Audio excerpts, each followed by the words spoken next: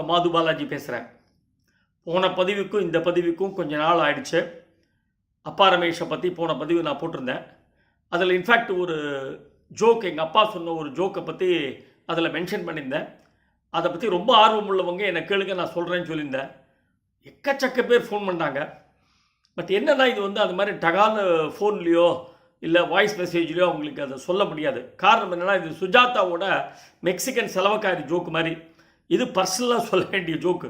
So யாருக்கு அது ஆர்வமோ, யாருக்கு அந்த ஜோக் என்னன்னு தெரிஞ்சுக்கணும்னு மண்டை பிடிக்கிறதோ, கண்டிப்பாக நேரில் என்னை பாருங்கள். காதோரமாக அந்த ரகசியத்தை நான் உங்களுக்கு சொல்கிறேன். அது வரைக்கும் கொஞ்சம் பொறுமையாக இருங்க. ஓகே, இன்றைக்கி என்ன பதிவுன்னு பார்ப்போம். அதாவது லைஃபுங்கிறது அவ்வளோ ஈஸி இல்லை. அது வாழ்ந்து பார்க்கணும். சில சமயம் சந்தோஷம் வரும், சில சமயம் துக்கம் வரும். பட் ஒவ்வொரு சந்தோஷமும் ஒவ்வொரு துக்கமும், அதாவது ஒவ்வொரு ஏற்றமும் ஒவ்வொரு இறக்கமும் நமக்கு ஒரு பாடம் கற்றுக் கொடுக்குறது. ஸோ ஒவ்வொரு நாளும் எழுந்திருக்கும் போது இன்றைக்கி நாம் சந்தோஷமாக இருக்கணும் அப்படின்ற ஒரு கமிட்மெண்ட்டோடு நாம் எழுந்திருக்கணும். டெஃபினட்டாக நம்ம சுற்றி இருக்கிறவங்க நமக்கு நம்மளை ஹர்ட் பண்ணலாம், தப்பான விஷயங்கள் சொல்லலாம், நம்ம கோவப்படுத்தலாம், வெறியேற்றலாம். பட் அதெல்லாம் அந்த நாளோட சந்தோஷத்தை நாம் கெடுத்துக்காமல் பார்த்துக்கணும். அப்போ தான் நமக்கு நல்லது. ஃபார் எக்ஸாம்பிள், இப்போ சின்மயானந்தா சொல்லுவார், நம்மளை சுற்றி இருக்கிறவங்க யார் எது சொன்னாலும் எல்லாத்தையும் கேட்டுக்கோ, அதில் நல்லதை எடுத்துக்கோ, கெட்டதை விட்டுடும். அதுதான் புத்திசாலித்தனம் அப்படிம்பார். ஏன்னா நம்மளோட பிறப்பும் சரி, நம்மளோட இறப்பும் சரி, இது ஃபிக்ஸட். கண்டிப்பாக அதை மாற்ற முடியாது. என்றைக்கு பிறக்கிறோம், என்றைக்கு சாக போகிறோம் அப்படிங்கிறது அந்த டேட் எவனோ ஒருத்தங்க உட்காந்து பியூட்டிஃபுல்லாக டிசைட் பண்ணி நம்மளை அமுச்சு கொடுத்துட்றான். ஸோ அதை நாம் மாற்ற முடியாது. ஆனால் அந்த இடைப்பட்ட காலத்தில் பொறாமை, பொச்சரிப்பு, அடுத்தவங்களை கெடுக்கிறது, அடுத்தவன் நம்மளை ஹர்ட் பண்ணுறானே அப்படின்னு வருத்தப்படுறது, அந்த மாதிரிலாம் இல்லாமல் சுத்தமான ஹார்ட்டோட எல்லாருக்கும் நல்லது பண்ணோம், எல்லாருக்கும் நம்ம சந்தோஷத்தை கொடுக்கணும் அப்படின்னு நினச்சிட்டோன்னா கண்டிப்பாக நம்ம லைஃப்பும் நல்லா இருக்கும், அடுத்தவங்க லைஃப்பும் பியூட்டிஃபுல்லாக இருக்கும். அதுதான் என்னோட பாலிசி. இந்த மாதிரி இது ஏன் இவ்வளோ பீடிக்க போடுறேன் அப்படின்னா, என் லைஃப்பில் பர்சனலாக நான் பார்த்த ஒரு 3 பேரோட ஒரு சமாச்சாரத்தை இப்போ சொல்லலான்னு இருக்கேன். அந்த 3 பேர் நல்ல வயோதிகர்கள் தான், ரொம்ப ஏஜ்டு உள்ளவர்கள் தான். அதில் முதல்ல 2 பேர் நான் சொல்ல போகிறவங்க ரொம்ப பாசிட்டிவ் மைண்டோட இருந்தவங்க. ஆனால் 2 பேரும் வெவ்வேறு குணாதிசயங்கள் உள்ளவங்க, வெவ்வேறு லைஃப்பை லீட் பண்ணவங்க 2 பேருமே. அதை பற்றி நான் முதல்ல சொல்கிறேன். ஃபஸ்ட்டு நான் சொல்ல போகிறவர் மிஸ்டர் கிருஷ்ணசுவாமி. இவர் ராயப்பேட்டாவில் இருந்தார். எனக்கு ரொம்ப வேண்டப்பட்டவர். அவருக்கு 99 முடிஞ்சு 100ல் என்டர் பண்ணுறார்.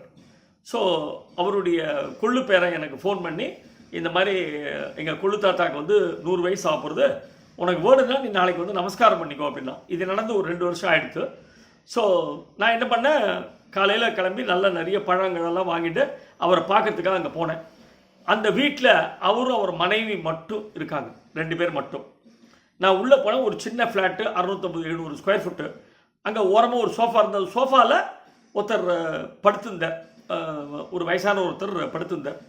நான் காலையில் அவர் கொள்ளு பேர் என்ன சொன்னால், 9 மணிக்கெலாம் போயிட்டு எங்கள் தாத்தா உனக்காக வெயிட் பண்ணுவா, ரொம்ப நேரம் தவறாமை அவர் ரொம்ப கடைபிடிப்பார், அதனால் நீ எங்கள் லேட்டாக போனேன், டெஃபினட்டாக உன்னை பார்க்க மாட்டார் அப்படின்னா. ஸோ கரெக்டாக நான் 9 மணிக்கு அங்கே போனால் அவர் வீட்டு வாசலில் கீழே வெயிட் பண்ணுறார். 3வது ஃப்ளோரில் அவர் வீடு, கீழே எனக்காக வெயிட் பண்ணார். வா அப்படின்னு என்னை கூட்டிகிட்டு மாடிக்கு போனார். அதுவே எனக்கு ஆச்சரியமாக இருந்தது. 100 வயசில் மாடிக்கு போனோடனே அவரை நமஸ்காரம் பண்ணேன். ஒரு ஒய்ஃபை நிற்க வச்சு பிரமாதமான ஒரு காஃபி கொடுத்தாங்க, சாப்பிட்டேன். ரொம்ப சந்தோஷமாக இருந்தது. ஸோ அவரோட பேச்சு கொடுத்தேன். இந்த மாதிரி 100 வயசு வந்திருக்கீங்க, ரொம்ப ஹாப்பியாக இருக்குது. இன்ஃபேக்ட் எங்கள் அப்பாவே கிட்டத்தட்ட, அப்போ எங்கள் அப்பாவுக்கு 89-90 வயசு, எங்கள் அப்பாவுக்கு 89-90 வயசு ஆகுது. அவர் 100 அடிக்கணும் அப்படின்னு நான் ரொம்ப ஆசைப்பட்றேன் அப்படின்னு அவர்கிட்ட சொன்னேன். கண்டிப்பாக சந்தோஷமாக இருந்தால், மனசை நல்லா வச்சுட்டா 100 அடிக்கலாம்ப்பா, ஒன்றும் பிரச்சனையே இல்லை அப்படின்னு. சரி, உங்களை பற்றி சொல்லுங்கள், நீங்கள் எப்படி இப்படி லாங்கிவிட்டி எப்படி உங்களுக்கு வந்தது, இத்தனை வருஷம் நீங்கள் எப்படி தாக்கு பிடிச்சிங்க அப்படின்னு. அதுக்கு அவர் ரொம்ப அழகாக சொன்னார். அதாவது எனக்கு நிறைய குழந்தைகள், 13 சில்ட்ரன். எனக்கு என்னோட முதல் பையனுக்கு 82 வயசு, என்னோடய ஃபஸ்ட்டு சன்னுக்கு. Is no more. பட் அதுக்கப்புறம் எனக்கு மொத்தம் 13 குழந்தைகள் பிறந்தது. அதில் 6 பொன் குழந்தைகள், பாக்கி எல்லாம் ஆம்பளை குழந்தைகள். ஸோ ஒவ்வொரு பையனுக்கும் பொண்ணுக்கும் மினிமம் ஒவ்வொருத்தருக்கும் 2-3 சில்ட்ரன். ஸோ நம்பர் ஆஃப் பேரன் பேத்திகள், அதுக்கப்புறம் கொள்ளு பேரன் கொள்ளு பேத்திகள், அதுக்கப்புறம் எள்ளு பேரன் எள்ளு பேத்தி எல்லாமே எனக்கு இருக்குது. ஸோ இத்தனை பேர் கொண்ட ஒரு பெரிய குடும்பி நான். ஸோ இதில் என்னோடய லாங்கிவிட்டிக்கு காரணம் என்னென்னா, நான் என் ஒய்ஃபோட ரொம்ப சந்தோஷமாக இருக்கேன். நாங்கள் 2 பேர் தான் இங்கே இருக்கோம். யாரோட தயவுலையும் நான் இல்லை. என்னோடய பென்ஷன் வந்துட்டுருக்கு. நான் ஹாப்பியாக இந்த 600-650 ஸ்கொயர் ஃபுட்டில் என்னோடய வாழ்க்கையை நான் நடத்தின்னு இருக்கேன். ஆனால் எப்படி நீ வந்து இவ்வளோ ஆயுள் இருக்க அப்படின்னு நீங்கள் கேட்டிங்கன்னா, என்னோட மனசுக்கு நான் எதையுமே எடுத்துகிட்டு போக மாட்டேன். என் புத்திக்கு எந்த கவலையும் சோகத்தையும் நான் எடுத்துகிட்டு போக மாட்டேன். ஏன்னா எனக்கு இப்போ குழந்தைகள் இருக்குது. ஒரு நாளைக்கு நான் டே ஆரம்பித்தேன்னா காலையில் 5 மணி 5:30 மணிலேருந்து ஆரம்பித்தா ராத்திரி நான் படுத்துக்க போகிற வரைக்கும் எனக்கு அத்தனை மெசேஜ் வரும், அத்தனை ஃபோன் கால்ஸ் வரும். முதல் பையனோட பேரன் கீழே விழுந்துட்டான் அப்படின்னு காலையில் 7 மணிக்கு ஃபோன் வரும். 10 மணிக்கு 5வது பொண்ணு என்னோட 5th டாக்டர் வந்து அவள் வந்து யூட்ரஸ் ரிமூவ் பண்ணணும், அதுக்காக டாக்டர் சொல்லிருக்கா, டாக்டரை பார்க்க போகிறேன், இன்றைக்கி வந்து ஸ்கேன் பண்ணுறாங்க அப்படின்னு ஃபோன் பண்ணுவான். சாயங்காலம் ஒரு 3 மணிக்கு பார்த்தா என்னோட கொள்ளு பேரை ஸ்கூலுக்கு போக மாட்டேங்கிறான் அப்படின்னு என்னோட பேத்தி வந்து அழுவா ஃபோன் பண்ணி. 5 நாளாக தாத்தா அவன் ஸ்கூலுக்கே போகல, என்ன பண்ணுறதுனே தெரில அப்படின்ட்டு. இந்த மாதிரி சில்லற விஷயங்கள் ஒரு நாள் ஃபுல்லாக எனக்கு வந்துட்டுருக்கும்.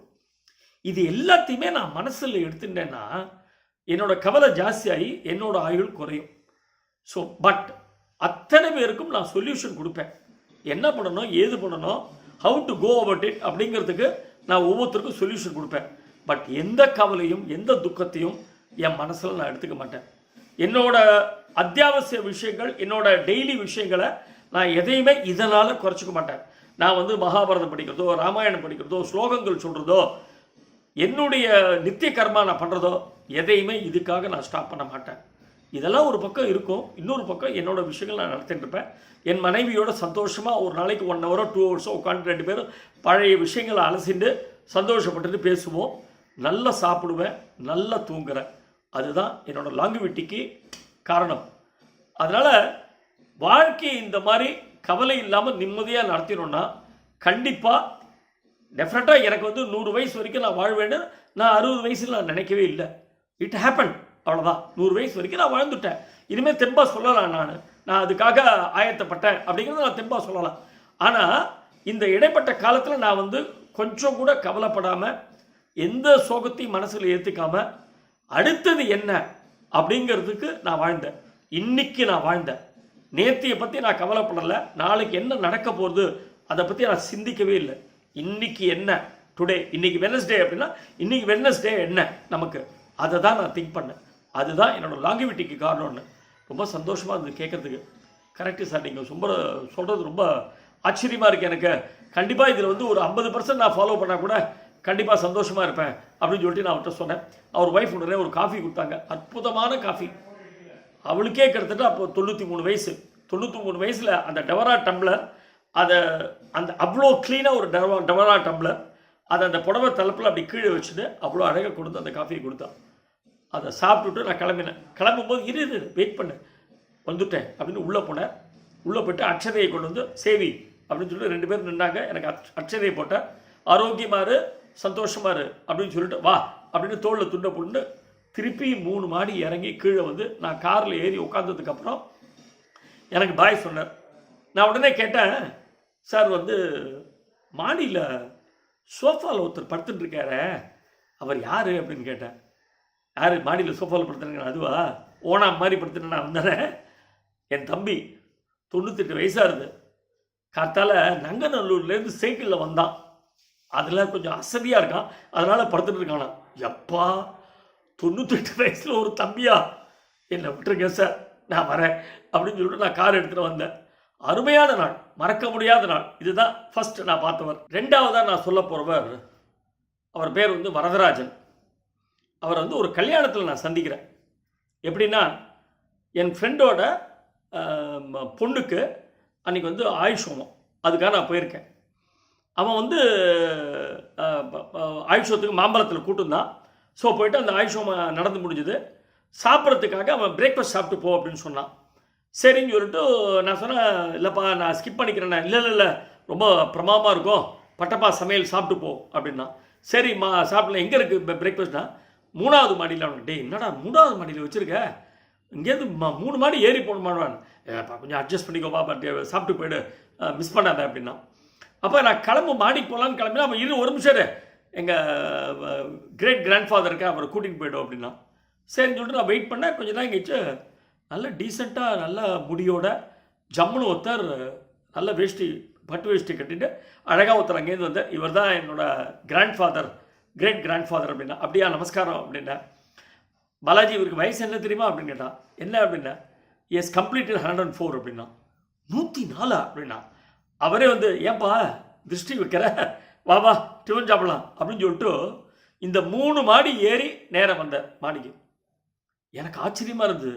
என்னதான் பட்டப்பா சமையலாக இருந்தாலும் 3 மாடி ஏறி ஒரு 104 வயசுக்காரர் வர்றதுனா மலப்பாக இருந்தது. அங்கே போய் உட்காண்டோம். உட்காந்து 2 பேர் பக்கத்தில் உட்காந்து சாப்பிட ஆரம்பித்தோம். எனக்கு வழக்கமாக பிரேக்ஃபாஸ்ட்னால் ரொம்ப சின்ன உடம்பு, ஸ்மால் மேடு. அதனால் நாங்கள்லாம் வந்து ஒரு 2 இட்லி, ஒரு வடை, ஆறு கொஞ்சோண்டு பொங்கல் சாப்பிட்டு அதோடு நிறுத்திட்டுருவேன். அவ்வளோதான். அந்த காஃபிக்கு கொஞ்சோண்டு இடம் வச்சுப்பேன். அதுக்கு மேலே சாப்பிட மாட்டேன். அன்றைக்கி அங்கே இட்லி, வடை, பொங்கல், பூரி, தோசை இருந்தது. இவர் என் பக்கத்தில் உட்காந்தார். என்ன முடிச்சுட்டியா அப்படின்னார். ஆமாம், ஏன்னா அவரும் எங்கள் கூட 2 இட்லி, வடை, பொங்கல் சாப்பிட்டார். முடிச்சுட்டியா அப்படின்னார். ஆமாம் அப்படின்னார். இது வெயிட் பண்ண, எழுந்திருக்கூடாது, பக்கத்தில் இருக்கிற சாப்பிட்ட அப்புறம் தான் நீ எழுந்திருக்கணும் அப்படின்னார். நான் வெயிட் பண்ணேன். அடுத்தது ஒரு பூரி சாப்பிட்டார். அதுக்கப்புறம் தோசை சாப்பிட்டார். சாப்பிட்டுட்டு எழுந்தார்.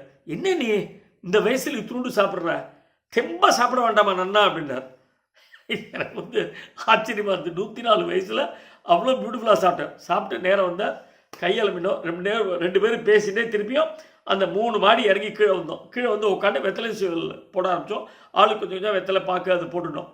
அப்போது அவர்கிட்ட கேட்டேன், சார் ரொம்ப ஆச்சரியமாக இருக்கு, 104 வயசு வரைக்கும் இருந்திருக்கேள், அண்டு இவ்வளோ ஆரோக்கியமாக இருக்கேள், அண்டு பிரமாதமாக கூட சாப்பிட்டேள். கண்டிப்பாக நான் கண் போடுறதுனால உங்களுக்கு எதுவுமே ஆகாது, ஏன்னா அந்த அளவுக்கு நீங்கள் வாழ்ந்தாச்சு. ஸோ இனிமேல் சுவாமியே நேரில் வந்து உங்களை புஷ்ப விமானத்தில் கூட்டிகிட்டு போனால் தான் முடியும். எப்படி இது இந்த லாங்கிவிட்டிக்கு காரணம் என்ன, பிரமாதமாக ஆரோக்கியமாக இருக்கல, எப்படி இது முடிகிறது அப்படின்னா, ஒன்னேன்னு தெரிஞ்சுக்கோப்பா, நான் இத்தனை நாள் வாழ்ந்ததுக்கு காரணம் என்ன தெரியுமா, எனக்கு சாக தெரியல அப்படின்னு. எனக்கு நிஜமாகவே அந்த வார்த்தை என்னை புரட்டி போட்டுது. எனக்கு சாக தெரியல அப்படின்னு. யோசிச்சு பாரு, 104 வயசு எனக்கு. என்னோட கூட பிறந்தவங்க எல்லாரும் போயாச்சு. என்னோட ஃப்ரெண்ட்ஸ் எல்லாரும், கான்டெம்பரரிஸ் எல்லாருமே போயாச்சு. எனக்கு தெரிஞ்சவங்க இருந்து யாருமே கிடையாது, எல்லாரும் போயாச்சு. நான் இப்போ வாழ்ந்துட்டு இருக்கிறது 3வது ஜென்ரேஷன், 4வது ஜென்ரேஷனோட வாழ்ந்துட்டு இருக்கேன் நான். அவங்களோட ஃப்ரெண்ட்ஸ் பிடிச்சிட்டு அது. இப்போ நீ உன் ஃப்ரெண்டை பார்த்தியே, அவன் என்னோட 3வது ஜென்ரேஷன், அவளோட தான் நான் பழகிட்டு இருக்கேன். பட் சாக தெரியல எனக்கு.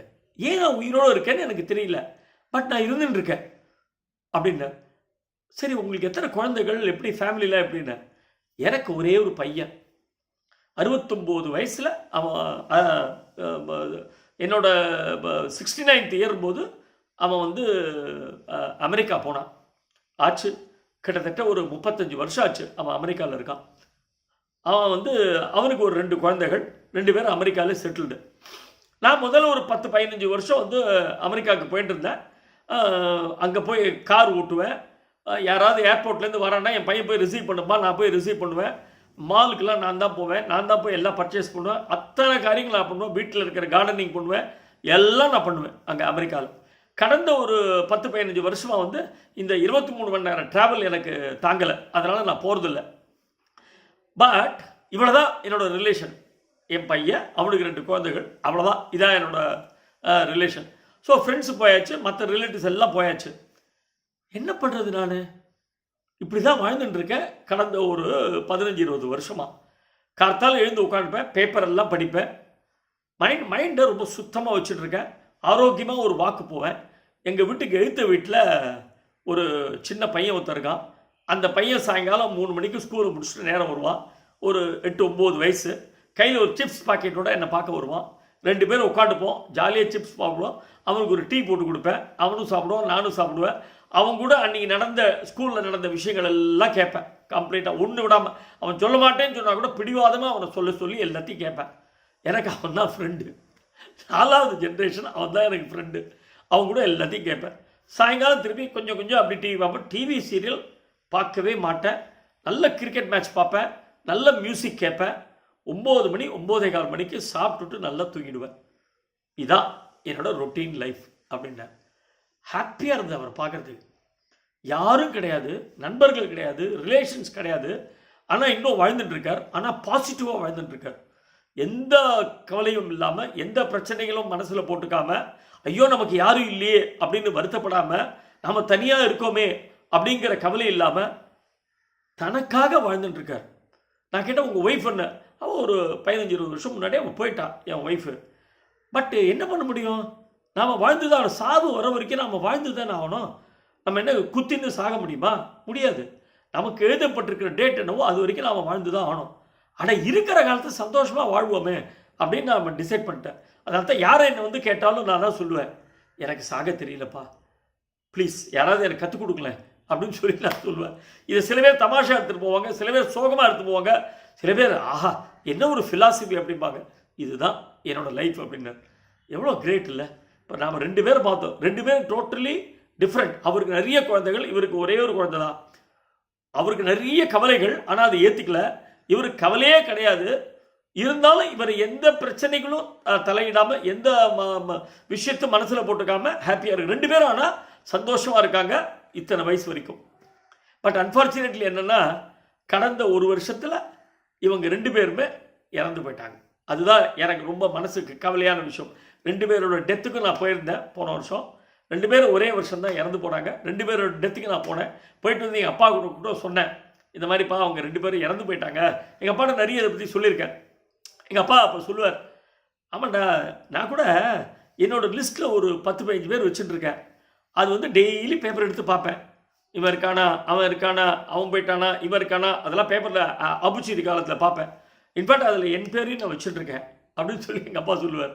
என்னோடய பேர் அதில் இருக்குது, அந்த 15 பேரில் என்னோட லிஸ்ட்டில் என்னோடய பேர் இருக்குது அப்படிம்பார். எங்கள் அப்பா இப்போ தான் 2019 தவறி பண்ணார். அவரும் அந்த மாதிரி தான் ரொம்ப பாசிட்டிவான மனுஷன், குழந்தைகளுக்காக வாழ்ந்தவர். 91, 92 அவருக்கு ஹார்ட் அட்டாக் வந்தது. அப்போ டாக்டர் சொன்ன சொந்தக்காரங்களுக்கெல்லாம் சொல்லி அமைச்சிருங்க, 24 மணி நேரத்தில் போயிடுவார் அப்படின்னார். அவர் உயிர் பயிற்சி வந்தார். அடுத்த நாள் காலையில் போகிறேன், 11 மணிக்கு அங்கே ஐசியூ வார்டில் உட்காந்து பேப்பர் படிச்சுட்டுருக்கார், ஹிந்து படிச்சுட்டுருக்கார். பக்கத்தில் இருக்கிற ஐசியூ ஆளோட டேப் பண்ணி அவரோட பேசிகிட்டு இருக்கார். அப்போ டாக்டர் வந்து சொன்னார், இது மாதிரி ஆன்ஜியோ எடுக்கணும், ஏதாவது பிளாக் இருந்தால் ஆப்ரேஷன் பண்ணோன்னு. எங்கள் அப்பா கூப்பிட்டு சொன்னார், இந்த பார் எனக்கு 62 வயசு ஆகிடுத்து, இனிமேல் எனக்கு ஆப்ரேஷன்லாம் பண்ண வேண்டாம். நான் வந்து என் லைஃப்பில் எல்லா கமிட்மெண்ட் முடிஞ்சாச்சு. 62 64 ஆச்சு, கமிட்மெண்ட்லாம் முடிச்சாச்சு, குழந்தைகளுக்குலாம் கல்யாணம் ஆயிடுச்சு. அதனால் இனிமேல் எனக்கு எது வேணால் பேரன் பேத்திலாம் பார்த்தாச்சு. ஸோ ஆன்ஜியோலாம் எடுத்து என்னை சிரமப்படுத்தாத, வாழ்கிற வரைக்கும் நான் வாழ்ந்துட்டுருக்கேன் அப்படின்னு எங்கள் அப்பா சொன்னார். அப்போ டாக்டர் சொன்னார், ஓகே அப்படின்னா வந்து கேர்ஃபுல்லாக இருந்துக்கோங்க, அந்த வெத்தலை சீவல் புகையிலெல்லாம் போட வேண்டாம். Stop it. நெக்ஸ்ட் டேவே அவர் ஸ்டாப் பண்ணிட்டார். ஆனால் அதுக்கப்புறம் 32 வருஷம் அவர் வாழ்ந்தார். கிட்டத்தட்ட 93 94 வயசு வரைக்கும் அவர் வாழ்ந்தார். அதுக்கு காரணம் என்னென்னா, அந்த 32 வருஷமும் குழந்தைகளுக்காக பிஸியாக தன்னை வச்சுட்டார். வீட்டில் எங்களோட ட்ரூப் அக்கௌண்ட்ஸு, அது இது பர்சனல் அக்கௌண்ட்ஸு, வீட்டு வேலைகள் அத்தனையும் அவர் தான் பார்த்தார். அதனால் அவருக்கு எந்த கவலை வந்தால், நிறைய கவலைகள் இருந்தது, பட் எந்த கவலையும் அவர் மனசில் எதுக்காமல் கர்மமே கண்ணாயினார் அப்படின்னு தன்னோட தொழிலை அழகாக பார்த்துருந்தார் வீட்டில். So he was very happy. இந்த 3 பேர் ஆச்சா. இன்னொருத்தர், அதாவது இதெல்லாம் பாசிட்டிவாக, பட் நெகட்டிவாக ஒருத்தர் திங்க் பண்ணுறவர். ஆனால் அவரும் 90 வயசு வரைக்கும் இருந்தார், இன்றைக்கும் இருக்கார். அவர் வந்து எப்படின்னா, 60 வயசுலேருந்து அவரை பார்த்துட்ருக்கேன் 30 வருஷமாக. எப்போ போய் கேட்டாலும், என்னப்பா லைஃப், போப்பா ஏதோ கொஞ்ச நாள் இருப்பேன், அவ்வளோதான், ஐம் ஜஸ்ட் சுடுகாட்டுக்கு பக்கத்தில் இருக்கேன், ரொம்ப வெரி நியர், எப்போ வேணால் போயிடலாம் அப்படின்னு 60 வயசில் சொன்னார். ஆச்சு, இன்றைக்கி 90 வயசு, இன்றைக்கும் ஆரோக்கியமாக இருக்கார். பட்டு எப்போதுமே சோகம். அவரோட பேசிட்டு வந்தால் நம்ம சோகமாகிடுவோம், பட் அவர் வந்து நல்லா வாழ்ந்துகிட்டே இருக்கார். என்ன சார் அப்படி என்ன ப்ராப்ளம் உங்களுக்கு? முடியலம்மா, முடியல, முன்ன மாதிரி முடியலம்மா என்னால் அப்படின்னு 60 வயசுலன்னு சொல்லிட்டு இருக்கார். என்ன முன்ன மாதிரி முடியல? 90 வயசு வரைக்கும் சௌக்கியமாக இருந்துட்டு என்ன? இல்லைம்மா முன்ன மாதிரி முடியல. ஏன் உங்களுக்கு என்ன பிபி இருக்கா? சி பிபி இல்லைம்மா, பிபி இல்லை, ஐயா அதெல்லாம் ஒன்றும் கிடையாது. ஓ அப்போது சுகர் இருக்கா? சுகரா? பக்கத்தில் வர முடியாது, சுகர் அதுக்கு அது அல்ல இல்லைம்மா, பட் முடியலம்மா, உடம்பு முடியலம்மா அப்படின்னு சொல்லு. என்ன உடம்பு முடியலங்கிறீங்க? அப்போ என்ன ரொம்ப கவலைகள்? அதை கவலையெல்லாம் ஒன்றும் இல்லைம்மா, எனக்கு எதுமா கவலை? ஒன்றும் கிடையாது, எல்லாம் பசங்களாம் பிரமாதமாக செட்டில்டு அண்ட் ஒய்ஃப் ஆரோக்கியமாக இருக்கா, எல்லாம் வேர்ல்டு ஃபுல்லாக சுற்றி பார்த்துட்டேன், ஒன்றும் இல்லை. ஆனால் முடியலம்மா, ஒன்றும் முடியல. என்ன முடியலங்கிறீங்க? என்ன அப்படி என்ன முடியல சொல்லுங்கள் அண்ணா. சரி, முன்னெல்லாம் வந்து உங்கள்கிட்ட என்ன சொல்லலாம் தாராளமாக. முன்னெல்லாம் வந்து டிஃபன் உக்காந்தேன்னா ஒரு 12 இட்லி 13 இட்லி சாப்பிடுவேன். முடியலம்மா இப்போல்லாம் 6-7க்கு மேலே சாப்பிட முடியல என்னால். ஒரு 6-7 இட்லி, ஒரு பொங்கல், ஒரு பூரி, அதுக்கு மேலே ஒன்றும் சாப்பிட முடியலம்மா. முன்ன மாதிரி இல்லை உடம்பு. சார் என்ன சார் 6 இட்லி பொங்கல்லாம் சாப்பிட்டுருந்தீங்க, ஒன்றுமே முடியல. இதுக்கு மேலே என்ன பண்ண முடியும்? 13 இட்லி நீங்கள் சாப்பிட்டதே தப்பு. இப்போ 6 இட்லி சாப்பிட்றீங்க, அதுவும் தப்பு. 3 தான் சாப்பிட்ணும். ஏதோ அதிர்ஷ்டத்தை 90 வயசு வரைக்கும் இருக்கீங்க போல் இருக்கு அப்படின்னா, இல்லைம்மா முடியலம்மான்னு. பட் முடியலன்னு சொல்லிட்டு 90 வயசு வரைக்கும் அவர் இருந்திருக்கார், இன்னமும் இருக்கார். இதுதான் ஆச்சரியம். ஸோ லைஃப்பை நாம் எப்படி எடுத்துக்கிறோங்கிறத பொறுத்திருக்கு. ஐ திங்க் இந்த பதிவு உங்களுக்குலாம் பிடிச்சிருக்குன்னு நினைக்கிறேன். ஸோ பிடிச்சதுன்னா லைக் பண்ணுங்கள், ஷேர் பண்ணுங்கள், சப்ஸ்கிரைப் பண்ணுங்கள். அடுத்த பதிவில் உங்களை சந்திக்கிறேன். அந்த ஜோக் வேணும்னா காதோடு எங்கள் வீட்டுக்கு வாங்க, கண்டிப்பாக நான் சொல்கிறேன். Okay, so take things easy, life is Crazy. Bye.